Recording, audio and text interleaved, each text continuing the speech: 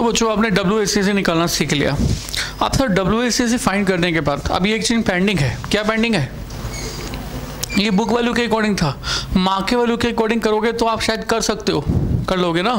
But sir pending ये है कि अगर मार्क के वैल्यू वेट्स लिया जाए तो रिजर्व्स कंसिडर क्यों नहीं करते? ये अभी पेंडिंग है, इसको मैंने अभी फिर से अभी भी पेंडिंग किया हुआ है। बट सर मैं अब पहुंच रहा हूँ यहाँ पर, मैं पहुंच रहा हूँ बच्चों। फिलहाल हमारे क्वेश्चन के अंदर तो ये स्पेसिफिक कॉस्ट ऑफ कैपिटल हर एक सोर्स ऑफ फंड्स के लिए क्वेश्चन में ऑलरेडी गिवन था, राइट। पर क्या ये स्पेसिफिक कॉस्ट ऑफ कैपिटल हमारे हर एक सोर्स ऑफ फंड्स के लिए, इसके लिए, इसके लिए, इसके लिए, सबके लिए क्या हमें क्वेश्चन में हमेशा हमेशा गिवन ही होगा? Answer is no. आपको फाइंड करना होगा। तो ये स्पेसिफिक कॉस्ट ऑफ कैपिटल आप फाइंड करोगे कैसे? तो बच्चों ये स्पेसिफिक कॉस्ट ऑफ कैपिटल तो हमें डेब्ट के लिए भी फाइंड करना होगा, इक्विटी के लिए भी, प्रेफरेंस के लिए भी एंड रिटेन अर्निंग के लिए भी। तो अगर मैं इसको ऐसे आपके चार्ट में बना दूं तो मैं कहूँगा कि I have to find out specific cost of capital. और स्पेसिफिक कॉस्ट ऑफ कैपिटल में बेसिकली आपके पास है, you have to find out the result for 4 things. Number 1 you have to find out it for डेप्ट। डेप्ट मतलब आप इस डेप्ट को कह लो कि ये डिबेंचर्स की बात हो रही है, आप डेप्ट को कह लो कि यहाँ पर बेसिकली लॉन्ग टर्म लायबिलिटी की बात हो रही है, लोन की बात हो रही है। तो बेसिकली लोन के रिस्पेक्ट से है। अब जितने भी हमारे लोन होते हैं, डेप्ट होते हैं, ये डेप्ट हमारे 2 तरह के हो सकते हैं। एक तो हो सकता है इररिडीमेबल, और दूसरा क्या हो सकता है? Redeemable, right. तो ये इररिडीमेबल हो सकता है, रिडीमेबल हो सकता है। तो हमें सीखना पड़ेगा कि इररिडीमेबल वाले केस में या रिडीमेबल वाले केस में हम लोग ये specific cost of capital, specific cost of डेप्ट कैसे फाइंड करेंगे। और जो भी डेप्ट के रिस्पेक्ट से कॉस्ट आएगी उसको क्या कहेंगे? KD। अब मैंने कहा दूसरा मुझे किसके रिस्पेक्ट से फाइंड करना है? प्रेफरेंस शेयर कैपिटल के रिस्पेक्ट से। तो प्रेफरेंस शेयर कैपिटल के रिस्पेक्ट से फिर से I will find out with 2 respects. Number 1 with respect to the again irredeemable portion and number 2 with respect to the redeemable portion, right. तो ये भी 2 हो सकते हैं। और प्रेफरेंस शेयर कैपिटल के रिस्पेक्ट से जो भी कॉस्ट आएगी उसको मैं क्या कहूँगा बच्चों? KP। और तीसरा I will find out with respect to the equity share capital. और इक्विटी शेयर कैपिटल के रिस्पेक्ट से भी we have 4 different alternatives to identify cost of the equity, right. तो कॉस्ट ऑफ इक्विटी यानी कि KE फाइंड करने के 4 रास्ते हैं, 4 तरीके हैं। और पहला रास्ता है बेसिकली डिविडेंड या constant dividend model, constant dividend model, right. दूसरा रास्ता है बेसिकली डिविडेंड ग्रोथ मॉडल। तीसरा रास्ता है बेसिकली अर्निंग प्राइस मॉडल। और नेक्स्ट रास्ता है basically CAPM model, capital asset pricing model, right. इसके अलावा हमारे पास बच जाता है रिटेन अर्निंग्स के रिस्पेक्ट से, रिटेन्ड अर्निंग्स। तो रिटेन अर्निंग्स के रिस्पेक्ट से हम लोग 2 केसेस में इसको फाइंड करेंगे। पहला केस होगा when KE is equal to KR, right. और दूसरा हम फाइंड करेंगे when KE is not equal to KR। बच्चों cost of the retained earning के लिए मैं आपको बता दूं, जब तक आपको क्वेश्चन कुछ मेंशन नहीं करता तब तक हमेशा cost of equity and cost of retained earning will always be consider as same. Question कुछ मेंशन करेगा तो ही हम इसको नॉट इक्वल टू करेंगे और कुछ फॉर्मूला लगाएंगे। तो अगर KE और KR बराबर है तो KE के हमारे पास कितने मेथड हैं? 4। तो इन चारों मेथड से जो भी आप कैलकुलेशंस करोगे वही कैलकुलेशन KR के लिए भी एप्लीकेबल हो जाएंगे। और KE कब हमारे KR के बराबर नहीं होता, दैट वी विल अंडरस्टूड। हम बात करेंगे इस बारे में, हम इसको सीखेंगे, राइट। तो बच्चों हमें कितनी बातें सीखनी है पहले? 1 2 3 4 5 6 7 8 9 10। और जब हम इन 10 बातों को सीख लेंगे तो उसके बाद दोबारा से फाइंड करना शुरू कर देंगे WACC, ultimate objective WACC find करने का है। WACC फाइंड करने का ऑब्जेक्टिव है ताकि हम minimum desire return of the new investment find कर सकें, ताकि फाइंड कर सकें कि हमारा जो डिजायर रिटर्न है नई इन्वेस्टमेंट के लिए वो कितना होना चाहिए, राइट। पर उसके लिए मुझे पहले इन 10 बातों को अलग अलग तरीकों से सीखना होगा, right. So let us talk about, हम इसको आप एक शीट पे बना रहने देना, राइट, और उससे अगले पेज से स्टार्ट करना। हम पहले डेब्ट के रिलेटेड बात करेंगे, फिर प्रेफरेंस शेयर कैपिटल के रिलेटेड बात करेंगे, फिर इक्विटी से रिलेटेड बात करेंगे एंड सो ऑन, राइट। और वहाँ से जो रिजल्ट आएगा वो रिजल्ट अल्टीमेटली हम यहाँ पर रिप्लेस कर देंगे और इस तरह से आपके पास एक समरी भी बनकर तैयार हो जाएगी, right. So let us start, देखते हैं कि आपके पास क्या क्या कैसे कैसे है।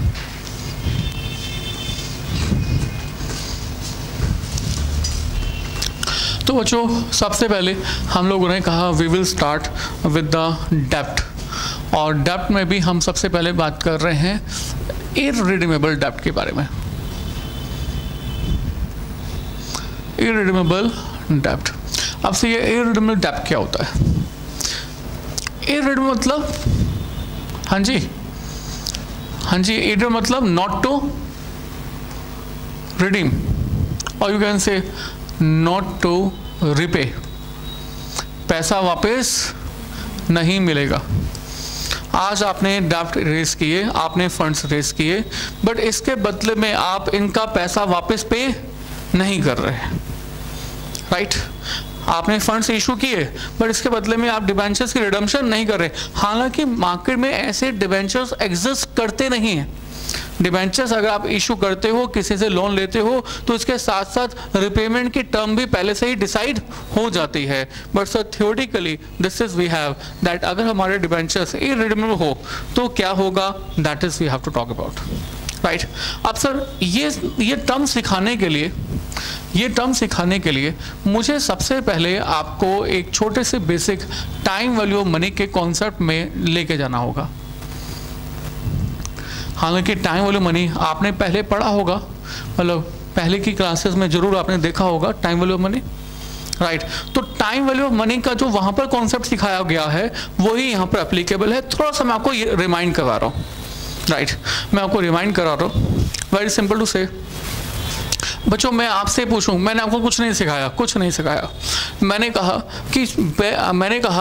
कि एक बिजनेस प्रपोजल है, और बिजनेस प्रपोजल इस तरह से है कि आपको कहा जा रहा है कि 1 साल के बाद आपको 1 लाख रुपया रिसीव हो जाएगा। बिजनेस प्रपोजल क्या है? हम आपको एक बिजनेस प्रपोजल दे रहे हैं कि 1 साल के बाद आपको 1 लाख रुपया मिल जाएगा। आज आप हमारे पास 1 लाख जमा कर दो। इज इट गुड प्रपोजल और बैड? Very bad. 1 लाख रुपए ही जमा कर रहे हैं, 1 लाख ही मिलेगा। इससे इन्वेस्टर का प्रॉफिट क्या हुआ? कुछ भी नहीं। हमारा इन्वेस्टर ऐसे कोई भी प्रोजेक्ट स्टार्ट करना पसंद नहीं करेगा, राइट। तो हमने कहा ठीक है, आप क्या चाहते हो ये बताओ। आपने कहा कि हम चाहते हैं रिटर्न ऑफ 20%, कम से कम 20% रिटर्न मिले। 20% रिटर्न का मतलब हुआ कि जितना पैसा आप लगाएं उस पैसे का 20% कमाने के बाद आपको जो पैसा मिले दैट इट शुड बी, मतलब आपकी इन्वेस्टमेंट इस वाली वैल्यू से कम होनी चाहिए या ज्यादा होनी चाहिए? कम होनी चाहिए। अगर आज आप कम पैसा इन्वेस्ट करोगे 20% रिटर्न के साथ, 1 lakh will be received by you, right. तो मतलब ये जो 1 लाख रुपया है, ये 1 लाख रुपया includes 2 things, principal plus return, यानी कि इंटरेस्ट। और इसी को बेसिकली हम क्या कहते हैं? अमाउंट। इसी को हम क्या कहते हैं? अमाउंट। तो आपके पास जो ये P प्लस आई यानी कि अमाउंट होगा, A होगा, that should be equal to the, मतलब that is the sum of the P plus I. अब सब मुझे बताइए, P plus I equal to A हो गया। अगर मुझे P मालूम होता तो आप A कैसे कैलकुलेट करते हैं? How you will calculate A? आपको ये सब बहुत आसान है। A will be equal to P into 1 plus R power T। ऐसे करोगे ना? This is the compounded interest method. और जब हमें फ्यूचर की वैल्यू निकालनी होती है, A निकालना होता है, तो P इंटू क्या कर देते हैं? 1 plus R power T, right. और अगर आपको अब P निकालना है अमाउंट से, तो आप बेसिकली क्या करोगे? A divided by 1 plus R power T, right. और यू कैन से कि आज की वैल्यू निकालना है, अमाउंट आपके पास अमाउंट है कितना 1 lakh, divide by 1 plus R, return आप चाहते कितना हो 20%, टाइम पीरियड कितना है 1 ईयर, तो I must say P is equal to 1 lakh divide by 1.20 power 1। और बच्चों ये आप कैलकुलेट कर दीजिए एंड इसकी कैलकुलेशन बताइए कितना आता है। इट्स 0. अच्छा आपने कैलकुलेशन कर दिया and the calculated value is 8333.33, right. So this is the amount that you are ready to invest. देखो आप चेक करके देख लो, चेक करके देख लो, अगर आप आज के डेट में 83,333 रुपीज इन्वेस्ट करते हो तो आपकी एक साल की एक्सपेक्टेड रिटर्न कितने परसेंट है 20%। तो मतलब आपका जो रिटर्न हुआ, आपका जो इंटरेस्ट हुआ वो हो गया 83,333 का बेसिकली 20%। तो बच्चों 20% कैलकुलेट बताना, 83,000 का 20% होता कितना है 16,667, राइट। और 83,3333 प्लस 16,667 प्लस करके बताओ आप कितना आता है 1 लाख, यानी कि आपको आपके पैसे तो वापस मिल ही जाएंगे, 16,667 रुपये इंटरेस्ट रिटर्न का मिल जाएगा और इस तरह से टोटल कितना मिल जाएगा 1 लाख। तो 1 लाख रुपए के लिए आज आपको कितना पैसा इन्वेस्ट कर देना चाहिए 83,333। अब सर इस कैलकुलेशन से ना हमने कई बातें सीखी। पहली बात ये कि अगर हमें आज इन्वेस्टमेंट करनी है तो वो इन्वेस्टमेंट फ्यूचर की वैल्यू ऑफ द रिटर्न से कम होगी, नंबर 1। नंबर 2, अगर हमें आज की वैल्यू ऑफ इन्वेस्टमेंट निकालनी है तो उसके लिए हम कौन सा फॉर्मूला यूज करेंगे, P is equal to A upon 1 plus R power T, यानी कि हम 1 प्लस आर पावर टी से क्या कर देंगे मल्टीप्लाई या डिवाइड। तीसरी बात, जब हम लोग 1 प्लस आर पावर टी से डिवाइड करेंगे तब तक अमाउंट में से जो ये रिटर्न है वो प्लस हो जाएगी या माइनस हो जाएगी, बताओ ना। आपने 1 लाख को जब 1 प्लस आर पावर टी से डिवाइड किया तो ये जो नंबर आया ये 1 लाख को कम कर दिया इसने या ज़्यादा कर दिया, कम कर दिया, यानी कि 1 लाख में से रिटर्न वाला पोर्शन, टाइम वैल्यू मनी वाला पोर्शन हटा दिया, रिमेनिंग यू है, राइट। इन 3-4 चीज़ों को आप लिख लीजिए क्योंकि इसके बिना आगे जो हम काम करने जा रहे हैं वो समझ में नहीं आएगा, हो तो जाएगा वो समझ में नहीं आएगा। नंबर वन सबसे पहले क्या बताया आपको, that amount today is always less than amount of future. आज का जो वैल्यू है वो हमेशा फ्यूचर की वैल्यू से कम होती है, राइट। इसके बाद फ्यूचर के अमाउंट से प्रेजेंट वैल्यू निकालने के लिए हम क्या करते हैं, हाँ जी, amount today is equal to future value divided by 1 plus R power T. Future value को हम क्या कर देते हैं 1 प्लस आर पावर टी से डिवाइड कर देते हैं। इसको बच्चों मैंने ऐसा भी कहा, whenever we will divide by 1 plus r power t, then TVM will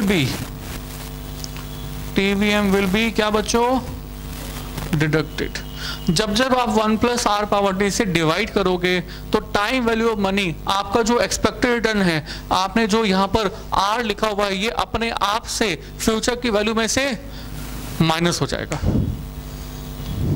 right. तो ये बेसिकली आपके पास कैलकुलेशंस हैं जिसमें कि टाइम वैल्यू ऑफ मनी हमेशा 1 प्लस आर पावर टी से डिवाइड करने के बाद माइनस हो जाती है। Is it clear? अच्छा, अब सर जैसे आप ये सब समझ जाते हैं, समझ लेते हैं, so now the question is कि इसका हमारे यहाँ पर इसमें रोल क्या आएगा, क्या रोल है, रोल क्या है। अब सर इस रोल को समझने के लिए ध्यान दीजिए। इस रोल को समझने के लिए मैंने आपको कहा कि देखो आपने न्यू डिबेंचर्स इशू किए, न्यू डिबेंचर्स, राइट, आपने न्यू डिबेंचर्स इशू किए, सपोज करो फेस वैल्यू, आपने फेस वैल्यू के डिबेंचर इशू किए 10 लाख के, राइट। तो 10 लाख रुपए का हमारी कंपनी के पास क्या हो गया, इनफ्लो या आउटफ्लो, बोलो, इनफ्लो। हमारी इधर कंपनी है, इधर इन्वेस्टर है, इसमें बहुत सारे इन्वेस्टर्स हैं। इन्वेस्टर्स के मैं एंगल से बात करूं तो इन्वेस्टर के एंगल से ये 10 लाख रुपए का आउटफ्लो है, और इस कंपनी के एंगल से बात करूं तो कंपनी का इनफ्लो है। आप जो ये केटी निकालते हो वो इस कंपनी के एंगल से निकालते हो, आप कंपनी के एंगल से फाइंड कर रहे हो कि हमारी कंपनी की कॉस्ट क्या है, राइट। कंपनी के कॉस्ट की बात कर रहे हो तो हमने कहा हमारी कंपनी जो अमाउंट यूज कर रही है वो कितने रुपीस का यूज कर रही है, 10 लाख रुपीस का। कितने का यूज कर रही है, बेसिकली 10 लाख का। तो कंपनी के पास 10 लाख रुपए आ गया। पर सर जैसे ही कंपनी के पास 10 लाख रुपए का अमाउंट आ जाता है तो सर सबसे पहले तो बताओ कि क्या जरूरी है कि कंपनी का अमाउंट फेस वैल्यू पर ही हमारी कंपनी इशू करे। कंपनी कैसे इशू कर सकती है डिबेंचर्स, डिस्काउंट पर। कंपनी कैसे इशू कर सकती है, प्रीमियम पर। अगर अब फेस वैल्यू पर ही इशू किया गया तब तो बिल्कुल मैं आपकी बात मान गया पहले वाली कि फेस वैल्यू पर इशू किया, हमारी कंपनी के पास भी 10 लाख का इनफ्लो आ गया।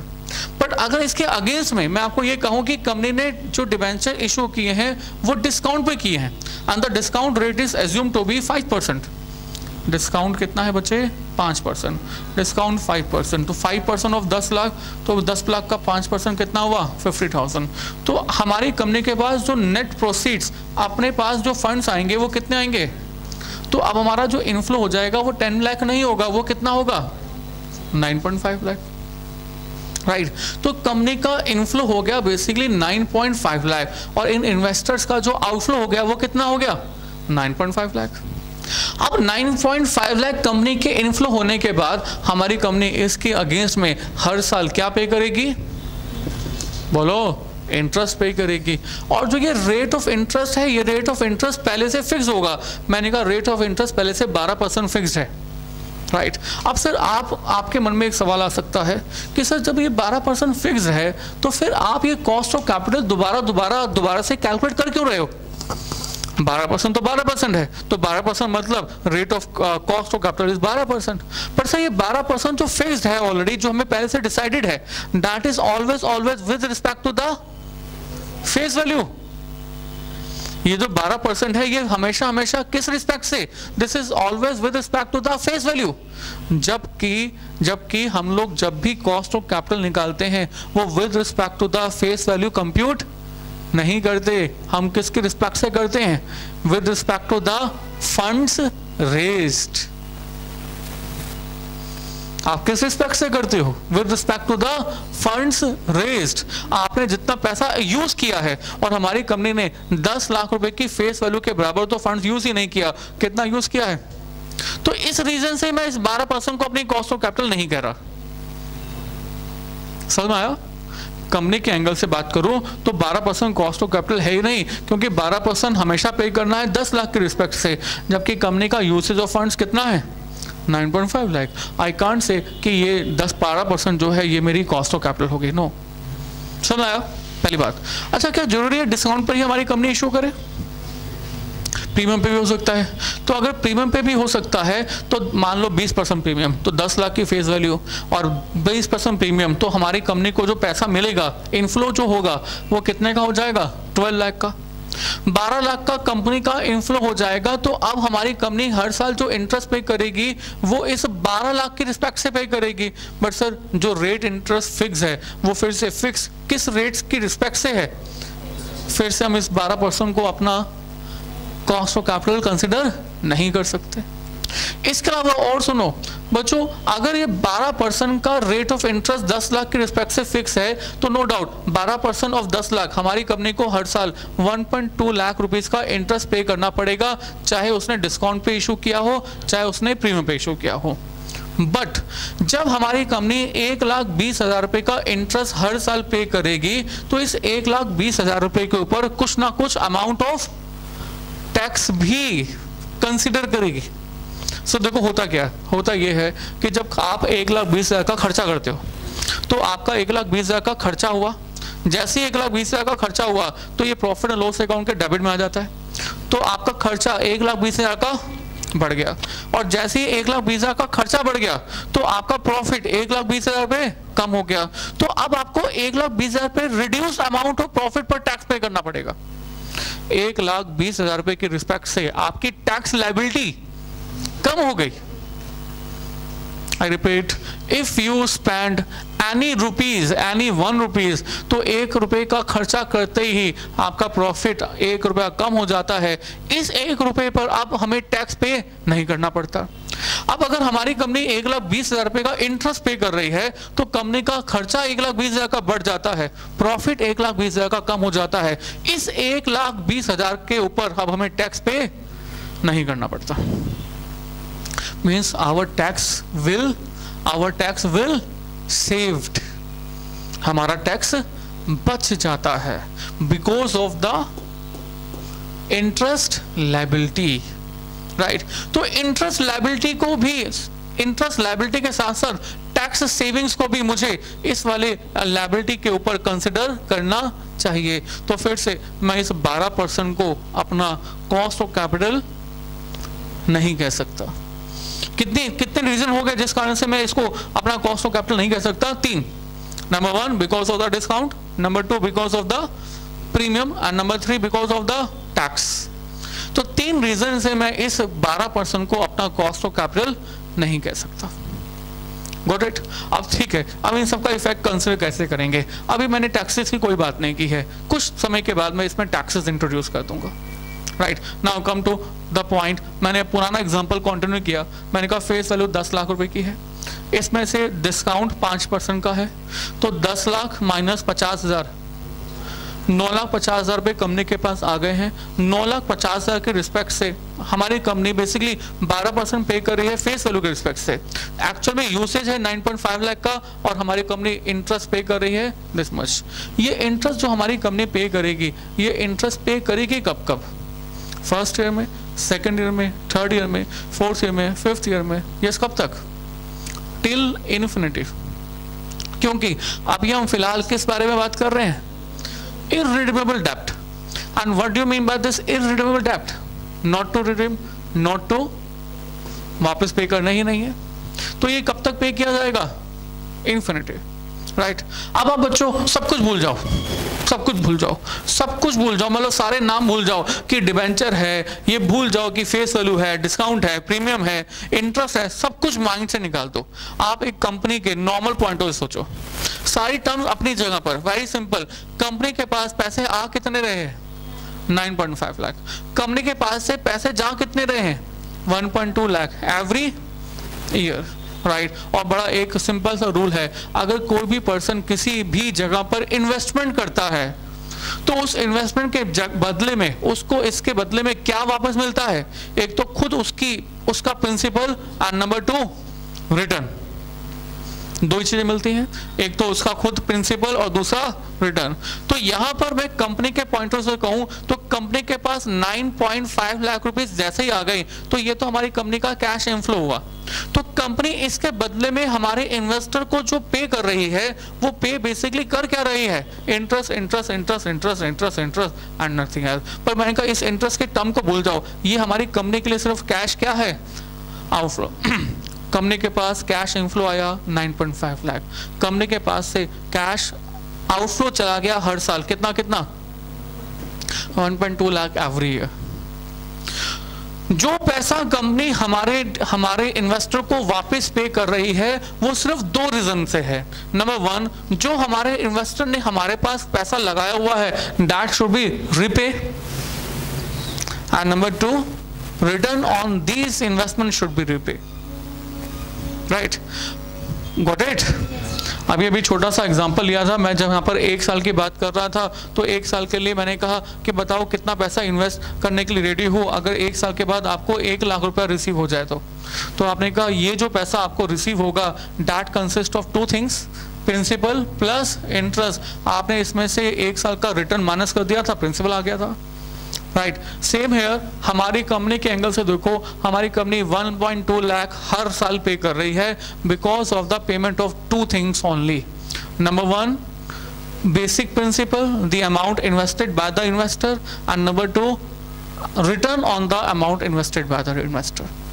कंपनी हर साल दो चीजों के लिए हर साल ये सब पे कर रही है, और अगर इन सभी के सभी cash outflows of the company में से अगर मैं इन्वेस्टर की रिटर्न हटा दूं तो बाकी मेरे पास, बाकी हमारे पास बच क्या जाएगा? प्रिंसिपल। अगर फ्यूचर की वैल्यू में से, अगर अमाउंट में से, फ्यूचर के अमाउंट में से अगर रिटर्न हटा दिया जाए, इंटरेस्ट हटा दिया जाए, तो बाकी बचता क्या है? प्रिंसिपल। ऐसे ही जो कंपनी ने हर साल वापस रिफंड किया है, अगर इस 1.2 डिफरेंट ईयर के 1.2 लाख में से अगर बेसिकली रिटर्न का पोर्शन हटा दिया जाए, बाकी बचता क्या है? Amount invested by the investor, और you can say amount received by the company. और बच्चों, फ्यूचर की वैल्यू में से अगर मुझे टाइम वैल्यू मनी रिमूव करना है, हटा देना है, माइनस कर देना है, तो मुझे क्या करना होगा? 1 + r⁻t से डिवाइड और मल्टीप्लाई। क्या करना होगा? डिवाइड करना होगा। तो मुझे हर साल के अंदर 1 + r⁻t से डिवाइड करना होगा, और ये जो 1 + r है, कॉस्ट ऑफ कैपिटल है, ये डिबेंचर के रिस्पेक्ट से कॉस्ट ऑफ कैपिटल बेसिकली है क्या? KD। हर साल भाई हमारे डिबेंचर होल्डर की जो एक्सपेक्टेड रिटर्न है, या ऐसे कहो डिबेंचर के रिस्पेक्ट से कंपनी की जो कॉस्ट है, उसको आपने क्या नाम दिया है? तो जितनी भी कॉस्ट हमारी कंपनी बियर कर रही है, उस कॉस्ट को मैं यहाँ से हर साल में से हटा रहा हूँ। पहले साल में 1 साल का, दूसरे साल में 2 साल का, तीसरे साल में 3 साल के लिए, एंड चौथे साल के अंदर फिर से 4 साल के लिए, और ये कब तक मैं करता रहूँगा? इन्फिनिटी तक। इन्फिनिटी इसलिए क्योंकि these are the basically irredeemable. और इन सब, देखो आपने कॉस्ट ऑफ द कैपिटल हटा दिया, बाकी बचा क्या? प्रिंसिपल। और प्रिंसिपल मतलब वो अमाउंट जो कि हमारी कंपनी के द्वारा कैश रिसीव हुआ था। मैं इसको कह दूं नेट कैश रिसीव्ड, जो भी हमारी कंपनी को कैश रिसीव हुआ है, right? Net cash received. So this relationship you must have to understand the new formula. Is it clear? This is nothing but the cash inflow outflow relationship. Very simple बच्चों, जब भी आप किसी दूसरे को cash देते हो, उधार देते हो, इसके बदले में 2 ही चीज लेते हो, अपना दिया हुआ पैसा और दूसरा return. This is the 1-to-1 relationship, right? Company ने भी ऐसा किया, कंपनी ने पैसा उधार लिया, इसके बदले में जो पैसा वापस पे किया, that consist of 2 things, his own principal amount and the return. अगर रिटर्न हटा दूं, रिटर्न हटाने के लिए 1 + r⁻t से डिवाइड करते हैं, तो सभी के सभी कैश आउटफ्लो में से अगर रिटर्न हटा दिया जाए तो आपके पास क्या बन जाएगा? Net cash receiveds. Is it clear? पक्का? ठीक है। और अगर जैसे ही आपके पास ये नेट कैश रिसीव है, पर मन में क्वेश्चन आ रहा है, यार इतना बड़ा नंबर सॉल्व होगा कैसे? ये जो बच्चों राइट हैंड साइड है, इस राइट हैंड साइड में मैंने इसको कहा बेसिकली फर्स्ट टर्म, इसको मैंने कहा बेसिकली सेकंड टर्म, ये हो गया मैंने कहा this is suppose to be third term, this is set to be suppose to be fourth term.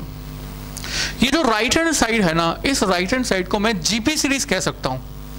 I repeat, क्या कह सकता हूँ? GP series, geometrical progression. Geometric progression का मतलब हुआ कि ये जो नंबर्स है ना, ये मल्टीपल की फॉर्मेट में है, 2, 4, 8, 16, 32, लाइक 3, 9, 27, 81। तो हर नंबर क्या हो रहा है? 3 से मल्टीप्लाई। या ऐसे कहो कि जब 2 नंबर को कॉन्जिक्यूटिव नंबर को डिवाइड कर दोगे तो जो कॉमन रेशियो आएगा that will be same, 3, 9, 27, 9 divide by 3, 3, 27/9, 3, 81/27, 3।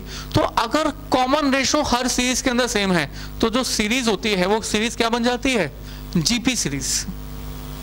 बचपन में आपने जरूर पढ़ा होगा, राइट? मैंने कहा कि आप पहले कॉमन रेशियो निकाल के चेक करो कि क्या ये हमारी सीरीज हमारी जो है वो क्या हमारी जीपी सीरीज है। Let's check it out. Common ratio, and the common ratio is equal to T2/T1, second term upon first term, या third term upon second term, सब कुछ करेंगे। T2/T1 करें, T2/T1 1.2 lakh upon 1 + KD power 2 and whole upon 1.2 lakh upon 1 + KD power 1, ये cancel cancel cancel and ये भी cancel, तो बाकी बचा क्या 1/1 प्लस के डी.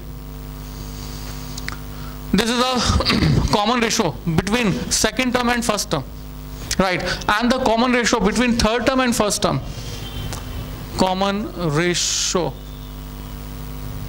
क्या कैसे निकाल रहे हैं हम? Third term upon second term, and the third term is basically 1.2 lakh upon 1 plus K D power 3 and whole upon second term क्या है 1.2 लाख अपॉन 1 प्लस